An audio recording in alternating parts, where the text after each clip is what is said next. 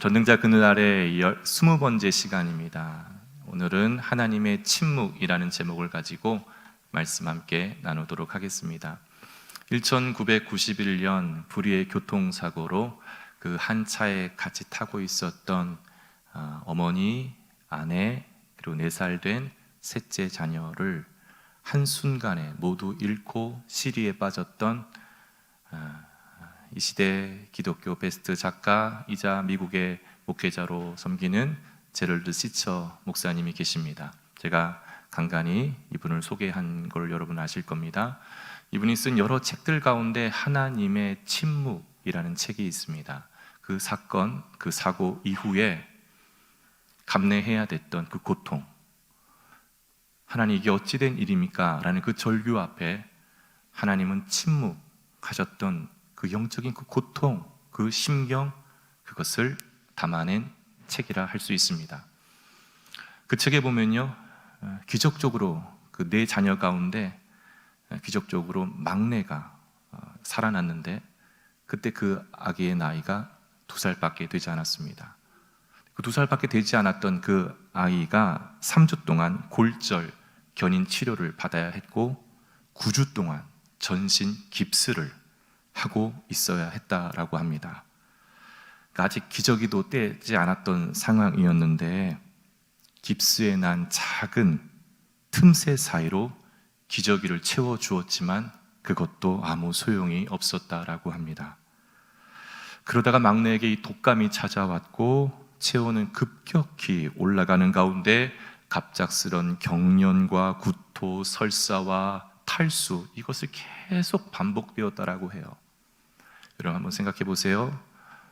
그 제럴드 시처 목사님 운전을 했던 거예요. 본인도 지금 몸과 마음이 자녀를 잃고 아내를 잃고 어머니를 잃고 그것을 지금 추스리기도 좀 바쁜데 그 막내 그 2살밖에 안 된 그 아이를 바라보면서 속수무책인 이 아비의 이런 무력감, 아빠로서의 무력감, 그걸로 찾아온 영적인 그 고통, 그것이 정말 깊고 깊이 파고들다가 그는 한순간에 울음을 터뜨리며 하나님께 이렇게 절규했다라고 합니다. 하나님, 어떻게 내게 이러실 수가 있는 것입니까?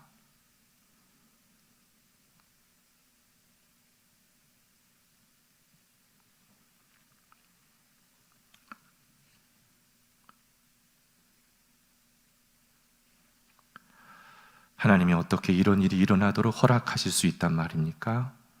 우리 가족의 이 엄청난 고통을 다 아시면서 왜 가만히 잠잠히 침묵만 하시는 것입니까? 이렇게 토해냈다라고 해요. 저는 이분의 이 고백을 읽으면서 한편의 성경의 시편을 보는 듯한 그런 느낌을 받았습니다. 여러분 그거 아십니까? 시편의 150편으로 이루어져 있지 않습니까? 이 150편의 거의 절반 이상이 하나님을 향한 불평과 원망과 그 절규가 그 반 이상을 차지하는 시이다라는 것.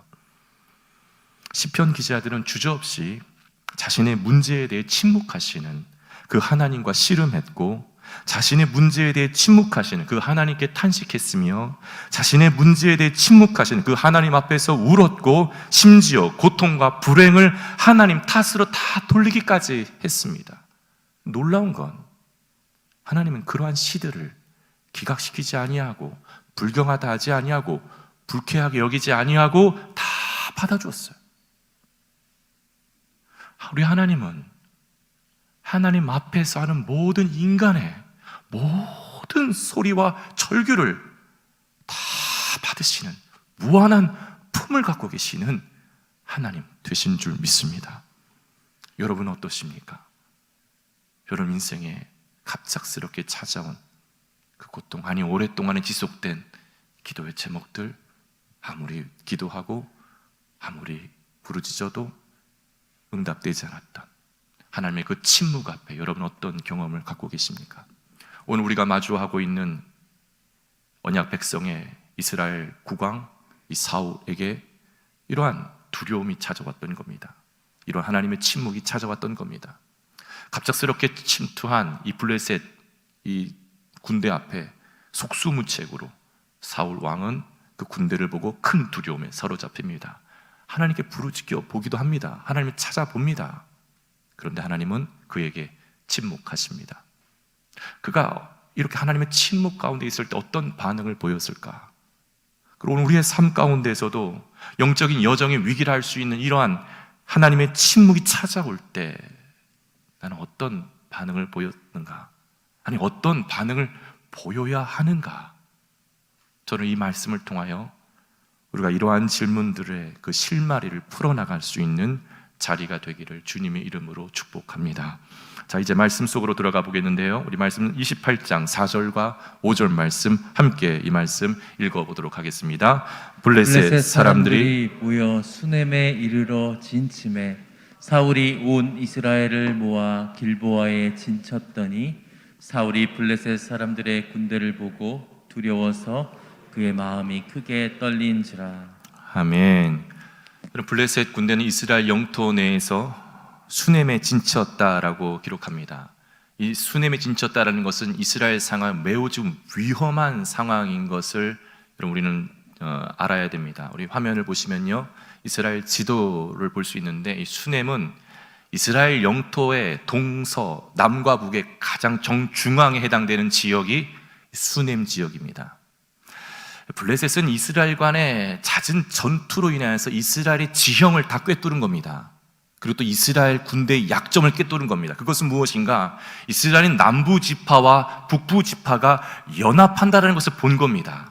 그러니까 이 북부 지파와 남부 지파가 연합하는 것을 끊는다면, 끊을 수만 있다면 이 땅, 이스라엘 땅 우리 손에 들어올 수 있겠구나라고 블레셋은 모든 걸 다 계획하에 사울 왕이 다윗을 쫓는 그러한 상황 속에 국방을 허술한 이 그 틈을 타 이스라엘을 진격하여 정중앙에 해당되는 수넴을 차지했던 겁니다. 단숨에 수넴을 차지했던 그 광경을 본 이 사울 왕은 그 모습을 보고 두려움에 사로잡힙니다. 마음의 평강을 잃어버리게 됩니다. 그는 또한 내다보아 본 겁니다. 이 블레셋이 가지고 온 이 군대 신식 무기 앞에 이제 이 전투가 마지막 이 국가의 운명을 좌우할 마지막 전투가 되겠구나. 그 생각에 그는 그 이전의 두려움과는 비교할 수 없는 큰 두려움에 사로잡히게 됐던 것이죠.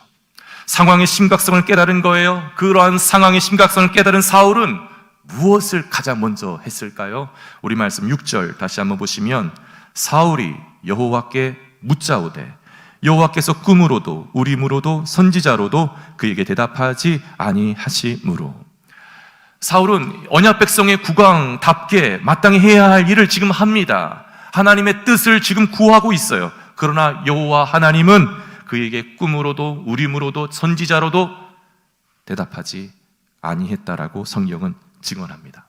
왜 하나님이 침묵하셨을까요? 먼저 그가 여호와께 물었던 시점이 굉장히 중요합니다. 이 시점이 군대를 출병하기 전에 하나님 앞에 여쭈어 본 것이 아니라 군대를 출병하고 나서 블레셋 군대를 다 보고 난 뒤에야 하나님께 여쭈어 보았다라는 거예요. 그 말은 만일 블레셋 군대를 보고 나서 이스라엘 군대와 비교해서 우리 이스라엘 군대가 저 블레셋 군대보다 더 셀 것 같다라고 여겼다면 그는 하나님께 부르짖지 아니했을 것이다라고 보고 있는 겁니다. 이뿐만이 아닙니다. 왜 하나님은 그에게 대답하지 아니하셨는가? 여러분, 사울은 지난날 높 제사장 85명을 모두 학살함으로 제사장이 가지고 있는 우림을 통한 하나님의 계시를 받는 것을 그가 스스로 그 계시를 차단해 버렸기 때문입니다.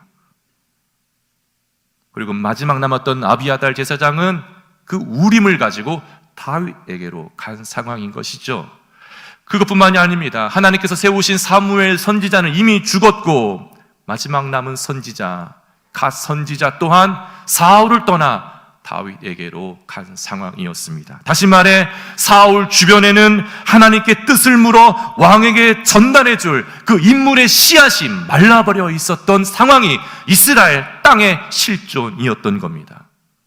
그러하였기에 그가 꿈으로도 우림으로도 선지자로도 응답을 받으려고 수없이 많은 애를 써봤지만 응답을 받을 수 없었다라는 것이죠. 그는 지금까지 하나님과의 관계를 끊고 살았습니다. 지금 이 순간에도 정말 이러한 순간에 좀 자신의 진정한 자아를 되돌아보고 내가 하나님을 정말 우습게 알았구나, 하나님의 관계를 끊고 살았구나, 자신을 돌아보고 돌이키려 하지 않고 있었다라는 것입니다. 여러분, 우리 하나님은 어떠한 죄인도 진실하게 주님 앞에 나와 회개하고 돌이키면 거절하지 아니하시는 하나님이세요. 그 악한 원수 아수르조차도 왕으로부터 어린 아이에 이르기까지 죄를 뒤집어쓰고 하나님 앞에 회개를 하자 하나님은 그 악한 원수 아수르 나라조차도 용서해준 하나님이십니다. 우리 하나님은 그 어떤 악인이라 할지라도 진실하게 하나님 앞에 나와 돌이키고 회개하면 하나님 용서하시는 하나님이십니다. 할렐루야. 그러나 사울은 이 순간까지도 하나님께 돌이키지도 하나님께 회개하지도 않았던 것입니다. 합법적인 방법들로 하나님의 뜻을 찾을 수 없게 되자 사울이 했던 것은 어처구니 없게도 하나님이 금지하신 방법을 선택하게 됩니다. 그것이 어떤 방법이었는가? 7절 우리 같이 한번 이 말씀 읽어보도록 하겠습니다. 사울이 그의 신하들에게 이르되 나를 위하여 신접한 여인을 찾으라. 내가 그리로 가서 그에게 물으리라 하니 그의 신하들이 그에게 이르되 보소서 엔돌에 신접한 여인이 있나이다. 아멘. 여러분, 사울의 이 선택은 매우 가슴 아픈 장면입니다. 몰락하는 사울의 정점을 보여주고 있는 장면이라 할 수 있습니다. 하나님과의 사귐이 없으면 아무리 종교적인 의무를 푸닥거리를 한다 한들 영적으로 이렇게까지 망가질 수 있구나 라는 것을 보여주는 대표적인 구절이라 할 수 있습니다. 언약 백성을 대표하는 일국의 왕 사울, 근데 그가 미래의 일이 궁금하여, 내가 미래에 어떻게 해야 될 그 미래의 일이 궁금하여 하나님이 금지했던 신접한 여인을 찾았다라는 것이죠. 그리고 오늘날에도 미래의 일을 예언해 준다 하는 소위 무당 흉내내는 목사, 장로, 권사가 있습니다. 그런데 또 그 소문 듣고 찾아가는 성도들도 있어요. 우리 교회 말고 다른 교회 성도들 긴장하지 마시고, 결혼 날짜 받는다고, 이사 날짜 받는다고, 풀리지 않는 인생의 문제를 해결받는다고, 나의 미래를 알고 싶다고, 내 자녀의 미래를 알고 싶다고, 소위 신통방통하다는 그런 자들을 찾아간다라는 것이죠. 여러분, 그러한 일은 신령한 일이 아니라 해서는 안 될 악한 일이다라고 성경은, 기독교는 이미 규정한 상태입니다. 기독교는 오래전부터 그러한 일을 악하다라고 배격해 왔습니다. 영적인 무지에서 빨리 벗어나셔야 됩니다. 레위기 19장, 신명기 18장에 보면 그렇게 미래의 일을 예언하는 신접한 여인을 하나님은 반드시 배격하라고 율법에 기록을 하였어요. 그 말은 이미 광야 여정의 이스라엘 공동체 안에 하나님이 모세를 통한 그 메시지가 아닌 다른 신접한 여인들에게 그러한 소리에 혹했던 사람들이 있기 시작했다라는 거예요. 이방 여인들이 아니었어요. 이스라엘 광야 여정의 공동체 사람들 가운데 이러한 사람들이 일어났던 겁니다. 하나님은 말씀을 통하여 그러한 자를 반드시 내보내라는 것. 내보내라. 배격해라. 이런 거룩한 성령 하나님 우리 안에 계십니다. 거룩한 성령님, 우리 하나님의 영이신 성령 하나님은 우리 안에 계세요. 그 성령님이 내 인생의 미래의 일을 다른 사람을 통하여 말해주지 아니합니다. 이러한 일들이 지난 한국 교회를 어지럽혔던 것이고 성령님을 탄식하게 하는 일이에요. 여러분, 여러분의 미래의 일을 저에게 가지고 와서 가르쳐달라고 하면 전 모릅니다.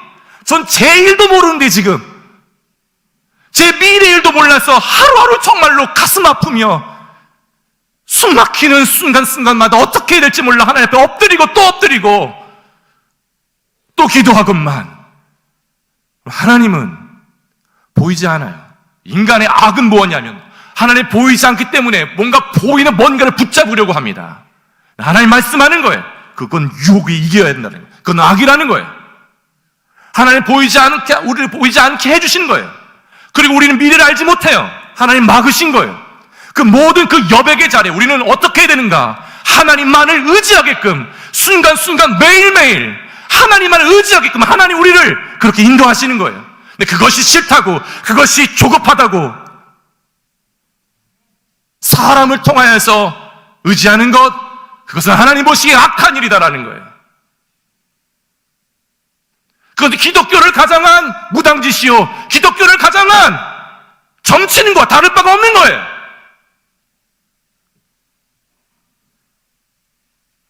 사울은 자신의 행할 일을 알고 싶어 하나님이 아닌 하나님께서 금지한 신접한 여인을 찾았고, 그 여인이 엔돌에 있다는 소식을 듣자 직접 그 여인을 찾아갑니다. 8절 한번 볼까요? 같이 한번 읽어보겠습니다.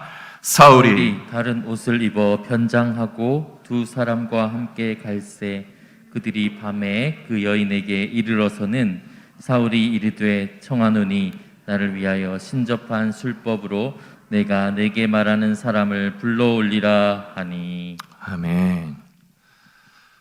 여러분, 사울이 왜 다른 옷을 입고 변장한 이유가 무엇일까요? 그것은 우선 사울이 방문하려는 엔돌, 이 여인이 있는 엔돌은 지금 수넴 지역이 중앙이라 그랬습니다. 이 중앙을 지금 누가 다 포진하고 있는 거예요? 블레셋 군대가. 검문 검색이 일어났던 겁니다. 근데 지금 사울이 있는 위치는 남부 지방의 길보아 지역입니다. 근데 엔돌은 북쪽 지역이에요. 가기 위해선 검문 검색을 해야 되는 거예요. 근데 사울이 아주 그런 쪽으로 지금 대범한 거예요. 악을 짓는데, 인간은 악을 짓는 데는 대범합니다. 하나님을 향해서는 대범하지 않아요. 인간의 본성은 악을 향하여서는 대범합니다.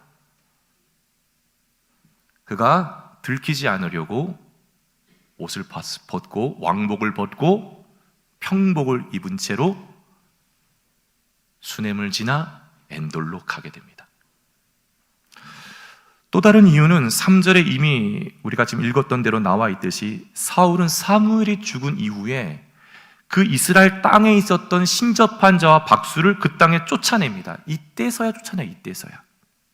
하나님이 이미 가나안 땅에 들어오기 전부터 약속한, 말씀하신 언약이건만 사울 왕은 사무엘이 죽은 이후에야 신접한 자를 쫓아냅니다. 누가 쫓아냈다고요? 사울 왕 당신이. 근데 그 장본인이 그가 쫓아낸 그 신접한 여인을 찾으러 가기 위해 가는데, 그것은 자신의 신분을 들키지 않으려고 이 신접한 여인에게 왕복을 벗고 평복을 입고 갔던 것이죠. 이 두 가지는 실질적 이유라고 한다면 상징적 이유가 있습니다. 그 상징적 이유는 그것은 이제 그가 왕으로서 지위 또한 벗어버렸다라는 것을 상징하는 장면입니다. 그럼 오늘 밤, 이 밤이 지나면 진짜 내일이면 그 왕으로서 끝나는 죽음을 맞이하는, 아이러니하게도 그는 그것을 내다보았는지 옷을 벗고 평복을 입고 나아갔던 것이죠. 그 밤에 그 신접한 여인을 만난 사울은 단도직입적으로 죽은 사무엘을 불러 올려달라고 간청을 합니다. 사울이 그 신접한 여인에게 누구를 불러 올려달라고요? 죽은 사무엘을. 어떻게 되었을까요? 우리 같이 한번 12절과 13절 말씀 함께 읽어보도록 하겠습니다. 여인이 사무엘을 보고 큰 소리로 외치며 사울에게 말하여 이르되 당신이 어찌하여 나를 속이셨나이까? 당신이 사울이시니이다. 왕이 그에게 이르되 두려워하지 말라. 내가 무엇을 보았느냐 하니 여인이 사울에게 이르되 내가 영이 땅에서 올라오는 것을 보았나이다 하는지라. 아멘. 먼저 12절에 보면요, 여인이 땅에서 올라오는 환영을 보자 큰 소리로 외치며 놀랍니다. 왜요? 진짜 땅에서 혼령이 올라왔기 때문이에요. 근데 이때 엔돌의 여인, 이 신접한 여인은 땅에서 올라오는 그 혼령이 누구인지 알지 못합니다. 12절에 사무엘이란 이런 말은 지금 사무엘서 기자와 독자의 관점으로 지금 말하고 있는 것 뿐입니다. 그러니까 지금 이 대상들이, 당사자 입장에서는 이 신접한 여인은 13절에 보더라도 사울에게 사무엘이 지금 올라오고 있습니다 라고 하지 않아요. 14절에 보더라도요, 사울이 그에게 이르되 그의 모양이 어떠하냐 하니 그가 이르되 한 노인이 올라오는데 그가 겉옷을 입었나이다 하더라. 사울이 그가 사무엘인 줄 알고 그의 얼굴을 땅에 대고 절하니라. 그러니까 즉 이 신접한 여인, 이 좀 땅에서 올라오는 혼령은 누구만이 지금 보고 있는 거예요? 신접한 여인만 봐요. 사울은 못 보고 있는 거예요 지금. 근데 이 신접한 여인은 뭐라고 표현했냐면, 뭐라고 묘사했냐면 노인입니다. 그리고 그가 겉옷을 입고 있습니다. 이거 외에는 아무런 얘기도 안 했어요. 그런데 그 묘사만을 듣고 사울, 그 사람을 지금 본 적도 없는, 못 보고 있는 사울은 그 묘사만을 듣고 누구로 지금 확신한 거예요? 누구로 단정한 거예요? 그는 죽은 사무엘이다라는 거죠. 그래서 이제 두 사람의 대화가 일어납니다. 사울과 이 신접한 여인을 통한 그 혼령. 여러분, 우리가 영화에 고스트란 영화 보셨는지 모르겠어요. 또 뭐 다큐에 보면 여러분 그런 거 관심 많으니까 아마 다 봤을 거예요. 신접한 여인이 있는데 어떤 혼령과 접선이 되면 목소리가 변조가 일어나면서 막 그 혼이 막 그 영혼이 막 얘기하는 거. 왜 한 번도 안 본 적 그런 표정을 지으세요? 예. 지금 이 여인은 마찬가지입니다. 이 여인을 통하여서 노인의 목소리가 나가고 있는 거예요. 근데 그 앞에, 그 여인 앞에, 신접한 여인 앞에 사울은 무릎 꿇고 지금 엎드린 것이죠. 자, 이 혼령이 이제 그 여인을 통하여서 사울에게 뭐라고 이야기했는가? 자, 우리 15절 말씀 우리 이한일 목사님 한번 읽어주시겠습니다. 사무엘이 사울에게 이르되 내가 어찌하여 나를 불러 올려서 나를 성가시게 하느냐 하니 사울이 대답하되 나는 심히 다급하니이다. 블레셋 사람들은 나를 향하여 군대를 일으켰고 하나님은 나를 떠나시는 선지자로도 꿈으로도 내게 대답하지 아니하시기로 내가 행할 일을 알아보려고 당신을 불러 올렸나이다 하더라. 아멘. 내가 행할 일을 알아보려고, 하나님은 대답지 아니하시니까 내가 행할 일을 알아보려고 당신을 불러 올렸나이다. 사울은 자신이 행할 일을 정말 알고 싶었어요. 자신 앞에 닥친 블레셋 군대를 두려워하였고 그 군대 앞에 내가 어떻게 행동해야 될지를 알고 싶었던 거죠. 그러나 그가 했던 방법은 하나님이 금지한 악한 방법이었던 신접한 여인을 통한 방법을 사용했다라는 것이죠. 여러분, 이러한 유혹 이기셔야 됩니다. 할렐루야. 그렇다면 사울은 그가 궁금해했던, 그가 무엇을 행해야 될지, 그가 행할 일을 이 혼령으로부터 정말 듣게 되었는가, 들었는가? 그렇지 않아요. 저는 이 장면을 우리가 묵상하면서 우리가 놓치지 말아야 될 것은, 하나님은 악까지도, 이 혼령까지도 통제하시는 하나님이시다라는 걸 여러분 보셔야 됩니다. 혼령의 말까지도 하나님 통제하시는 하나님이시다라는 것. 이 혼령은 사울이 듣고 싶었던, 사울이 내가 미래에 어떤 일을 행해야 됩니까? 라는 것은 가르쳐 주지 않아요. 뭘 이야기하는 거예요? 뭘 얘기하냐면 사울에게 닥칠 재앙을 이야기합니다. 이 사울에게 닥칠 재앙은 사무엘이 살아있을 때 이미 다 들려준 거예요. 너 하나님 널 버렸다. 너 다윗, 너의 이웃이 너의 왕위를 차지할 거다. 넌 죽는다. 네 아들도 죽는다. 이런 재앙, 심판 선언을 사무엘이 살아있을 때 다 들려줬어요. 이 혼령이 새로운 걸 이야기하지 않고 과거에 했던 이야기를 그대로 다시 이야기합니다. 볼까요? 17절부터 19절 말씀 보시면 여호와께서 나를 통하여 말씀하신 대로 내게 행하사 나라를 내 손에서 떼어 내 이웃 다윗에게 주셨느니라. 네가 여호와의 목소리를 순종하지 아니하고 그의 진노를 아말렉에게 쏟지 아니하였으므로 여호와께서 오늘 이 일을 내게 행하셨고 여호와께서 이스라엘을 너와 함께 블레셋 사람들의 손에 넘기시리니 내일 너와 네 아들들이 나와 함께 있으리라. 여호와께서 또 이스라엘 군대를 블레셋 사람들의 손에 넘기시리라 하는지라. 여기서 이제 우리가 함께 좀 짚고 넘어가야 될 것은 여기서 땅에서 올라온 영이 진짜 사무엘인가라는 거예요. 신접한 여인이 봤던 그 노인이 진짜 죽은 사무엘 영이 맞는가? 그럼 어떻게 생각하세요? 사무엘이 아닙니다. 사무엘이 아닙니다. 물론 이것에 대해서 종교개혁자 루터와 종교개혁자 깔뱅도 여기에 지지합니다. 모든 개혁주의 신학자들은 이것이 죽은 사무엘이 아니다라는 것에 대해서 다 모두가 그렇게 입장을 표현했습니다. 왜 그럴까요? 그것은 신접한 여인은 악한 자입니다. 이 악한 자가 하나님의 거룩한 사람, 낙원에 있는 하나님의 거룩한 사람을 불러오를 수 있다? 그럴 수 없어요. 불가능합니다. 불가능한 일이에요. 하나님이 금지한 방법 아니겠습니까? 그런데 하나님이 이러한 악하게 보신 방법을 통하여 하나님의 신령한 사람, 하나님의 사랑하는 사람, 그러한 사람을 진짜 불러 올리게끔 하나님이 허락하셨겠냐라는 거예요. 그렇지 않아요. 또한 사무엘이 정말 맞다면 사무엘은 사울에게 회개를 선포했을 거예요. 너 이 방법 잘못된 거야. 하나님이 금지한 방법이잖아. 왜 이런 방법을 하는 거야? 너에게 지금 필요한 거, 너 뭘 할 걸 알고 싶다고? 너 하나님께 회개를 해야 돼, 지금. 따끔하게 회개 메시지를 전했을 겁니다. 역대상 10장에 보면요, 사울의 죄 두 가지를, 그 많은 죄 가운데 두 가지 큰 죄를 지적을 합니다. 그 두 가지 죄 중에 그 첫 번째가 뭐냐면 여호와께 묻지 않고 신접한 여인에게 물은 것, 그것이 하나님 보시기에 가장 악한 죄 두 가지 중에 하나이다라고 하나님이 성경을 통하여 우리에게 증언합니다. 이건 하나님 보시기에 가장 악한 짓이었어요.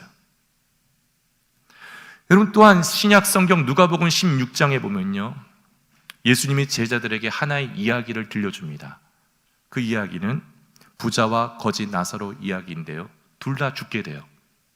거지 나사로는 낙원으로 인도함을 받고 부자는 음부, 즉 지옥으로 인도함을 받습니다. 그런데 예수님이 이야기를 예수님의 이야기입니다.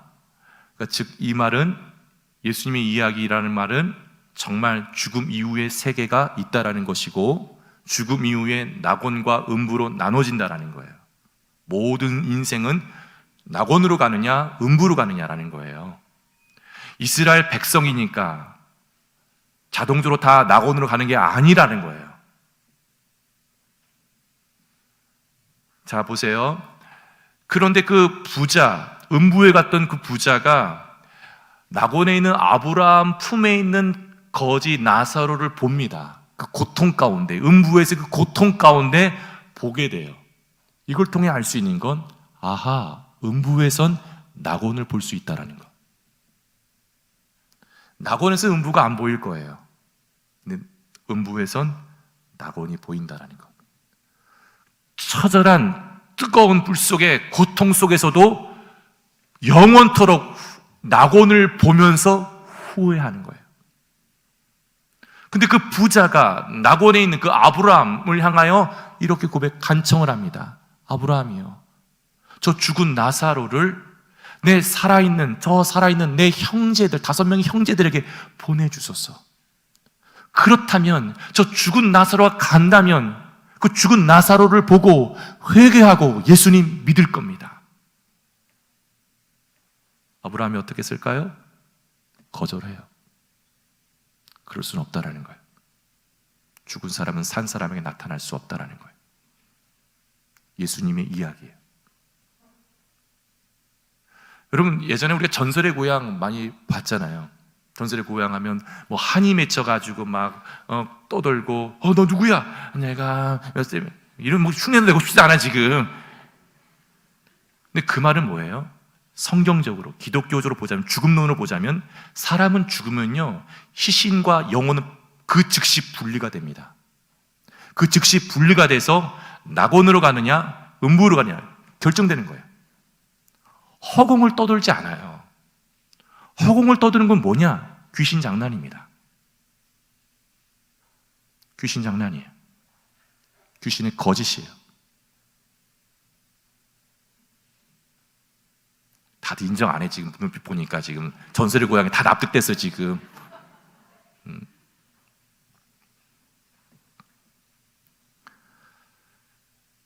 이 말은 지금 진짜 죽은 사무엘이 아니라 거짓된 환영이었다는 것. 그러나 하나님은 그 거짓된 혼령조차도 그의 말을 통제하고 있었다는 것. 이것을 지금 성경은 우리에게 증언하고 있는 겁니다. 그렇다면 이제 이 말씀을 우리 삶을 좀 가지고 와 볼까요?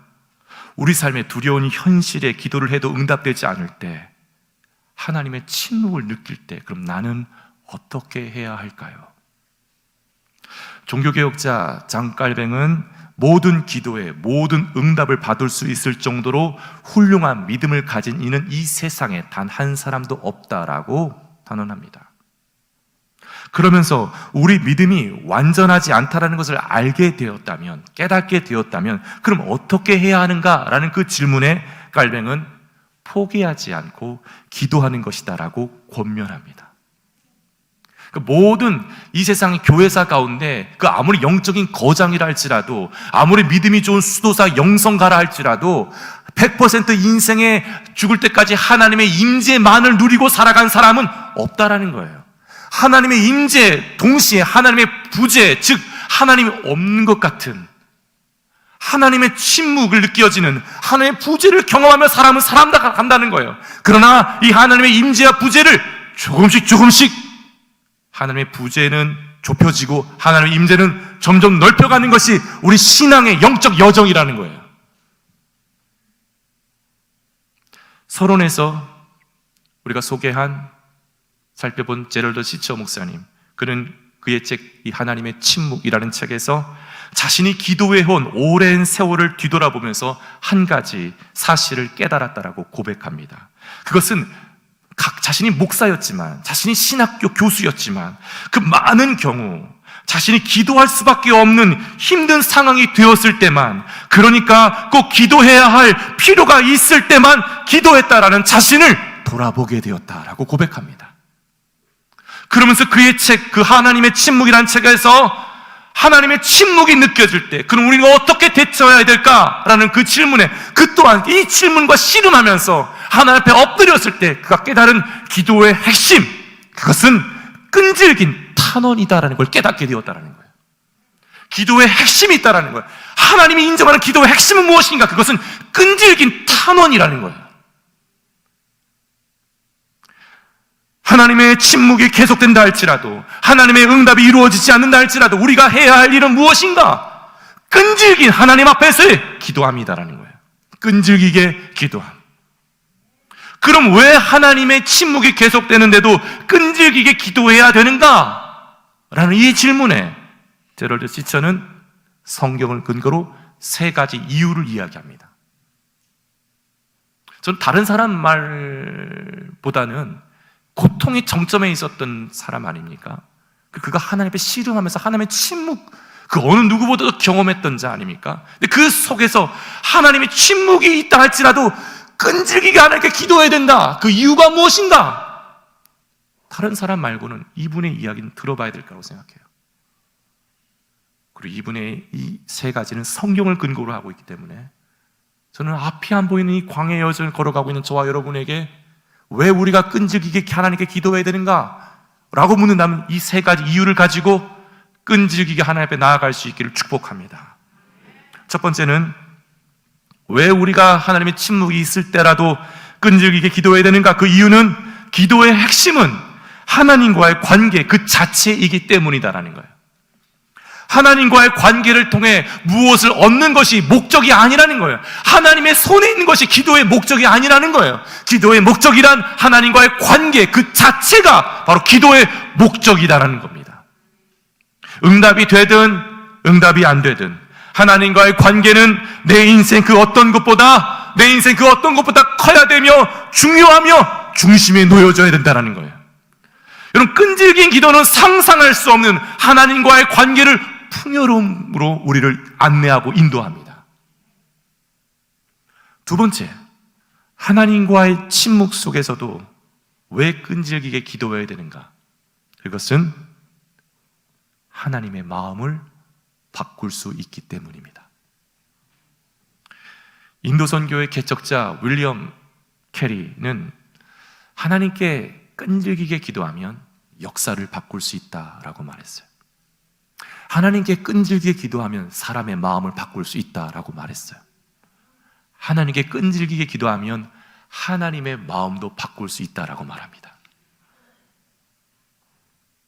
예수님도 비유를 통해 말씀하셨어요. 누가복음 11장 8절에 보면 내가 너희에게 말하노니 비록 벗됨으로 인하여서는 일어나서 주지 아니할지라도 그 간청함을 인하여, 그 끈질기게 간청함을 인하여 일어나 그 요구대로 주리라. 예수님 말씀하셨어요. 예수님은 마태복음 7장에서도 구하라, 찾으라, 두드리라. 성경은 끊임없이 하나님 앞에 침묵이 속에서도 끈질기게 기도해야 할 것을 우리에게 촉구하고 있는 거예요. 오랫동안의 고통 속에서도 욥은 그 모든 마음의 응어리들을 다른 타인이 아닌, 다른 사람이 아닌 하나님 앞에서 다 토해낸 거예요. 오랫동안 하나님의 침묵이 있었지만 욥은 하나님 앞에 그걸 다 토해내었어요. 하나님의 마음을 바꿀 수 있기 때문이에요. 세 번째, 하나님의 침묵 속에서도 왜 우리는 끈질기게 기도해야 되는가? 그 세 번째 이유는 그 끈질김이 하나님의 성품을 닮았기 때문입니다. 여러분, 이 세상 사람들 중에서 하나님보다 끈질긴 자가 누가 있어요? 없습니다. 아담과 하와가 타락한 이래로 하나님은 끊임없이 인간을 계속 추격해 왔어요. 우리와 관계를 맺고 싶어 하셨어요.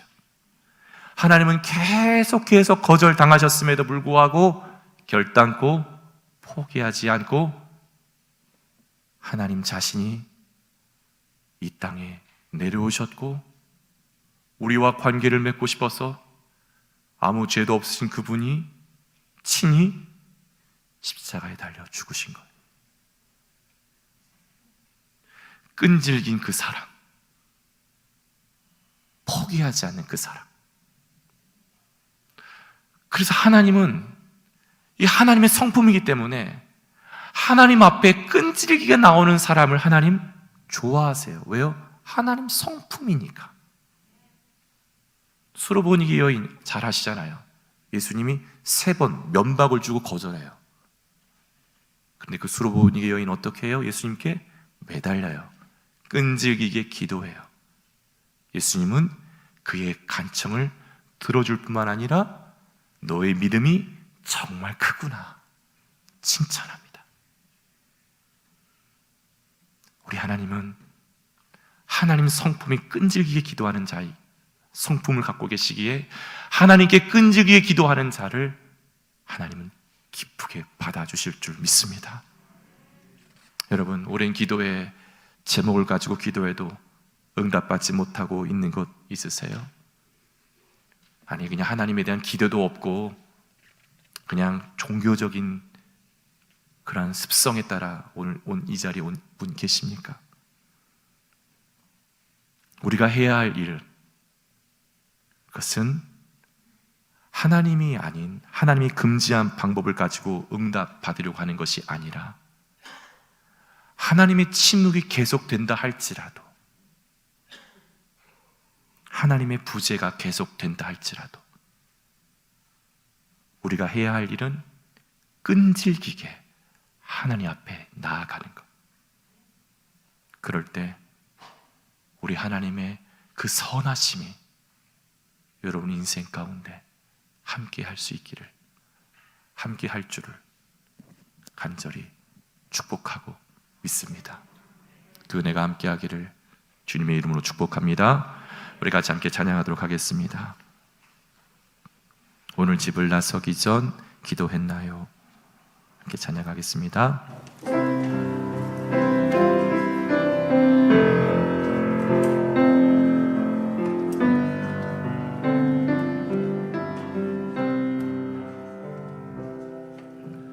오늘 집을 나서기 전 기도했나요?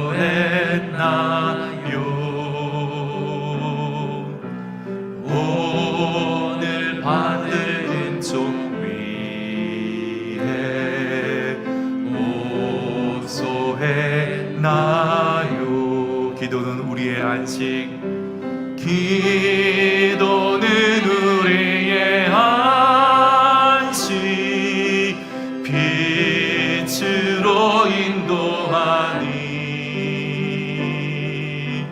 앞이 캄캄할 때 기도 잊지 마세요.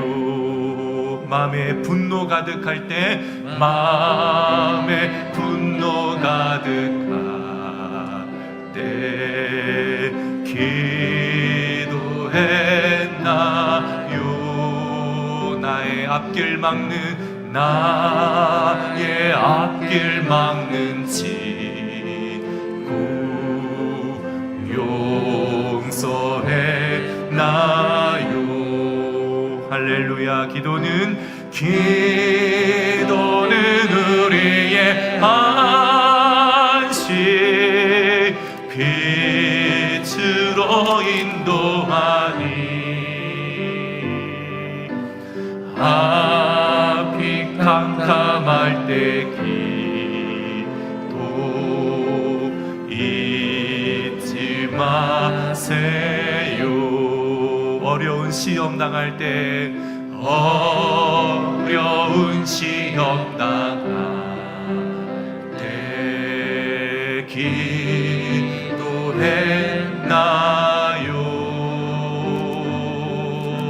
주가 함께 당하시면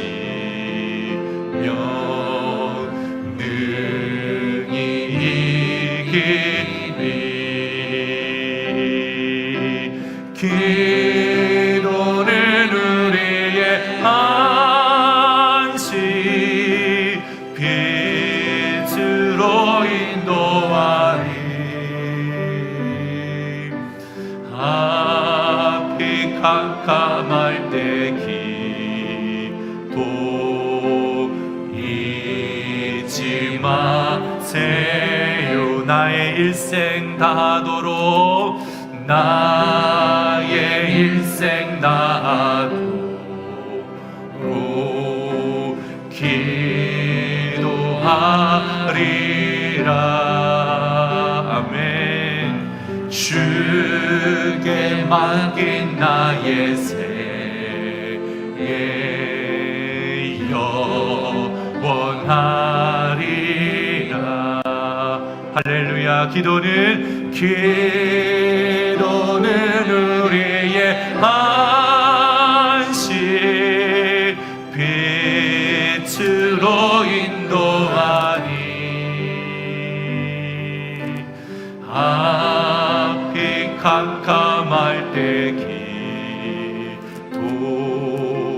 잊지 마세요.